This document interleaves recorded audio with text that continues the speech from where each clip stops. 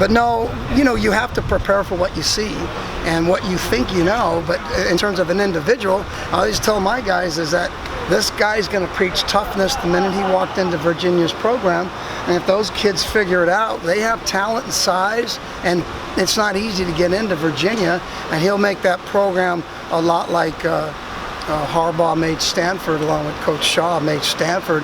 And it'll take maybe a few years, but I think he'll be able to pull that off. We talk about moving from week 1 to week 2, usually the biggest changes made after taking in that season opener. What do you want to change with your DBs heading into Virginia? Just the ability to finish at the end of the route. It's an epidemic. You see it all the time, that you're in position to make a play and the receivers come down with it. And I know we're not unique, that we're supposed to make every single play, but I want that to be an emphasis. I want us to be a great tackling team.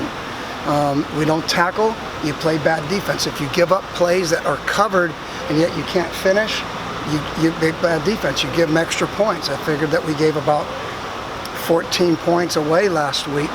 And in order to be an elite team, you can't do it. And we're trying to be an elite team. What you take away from their receivers? Mark called them really physical, really big. Well, they're really big. They're all 215, 20 pounds, So we'll see. That's nothing kind of that unusual. Even last week, Davis had 3 guys that were like 6'3", 210. I think it's more common. You can be big at receiver because you work mostly vertically. That's why you don't see big DBs, because they have to work horizontally, and the movement and the lack of movement for big people is hard. You find the right. One of the few guys that's a tall corner and has been successful is Sherman. He's 6'3", and he has a lateral movement ability, but they're hard to find. Put a bigger emphasis maybe on correctly tackling the right way. Well, you always do. Little guys, big guys, tackling is the hardest skill in football. It's not even close. There's nothing even close to tackling, except for right behind it is press man coverage, and that's all. You wonder, why am I on that side of the ball? But anyway, tackling is always an emphasis. It never stops. It just can't. Were you happy with your rotation? The number of guys you were able to play? Maybe not. Not exactly. After the game, I kind of thought I could have played more because I didn't see much difference between 1s and 2s, even a couple 3s. I didn't see anyone stand out, and I went, hey, that guy's got to play. So I think I'm still in the midst of what we talked about earlier. I'd like to play more guys and see what happens, and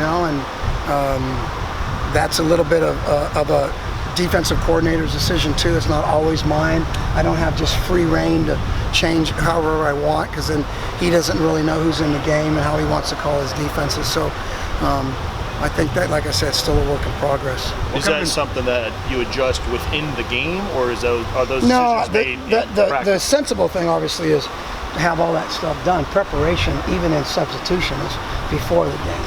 Now, the lights go on and people start moving the ball on you, you instantly go, keep the starters in, don't get them out. But you got to play guys. We have to play them. When there's, guys get hurt, or guys, aren't performing as well as I'm hoping, and then I have to make some decisions, and I have to give other guys opportunities, And I do want to get settled. It's still early, but I would like to have a settle of rotation and playing and who I trust, and I still think that it's a work in progress for me right now.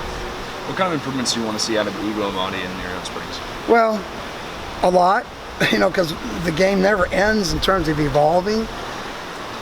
But again, the ability to finish at the end of the route, the deep ball, hey, we're going to throw it deep. Everyone knows, and you have to make a play and make it easy. Because once you do, then it's a down eliminator, and for them, it's a wasted down. If I'm going to throw it deep and he's going to knock it down, and that's 2nd and 10. No one wants 2nd and 10.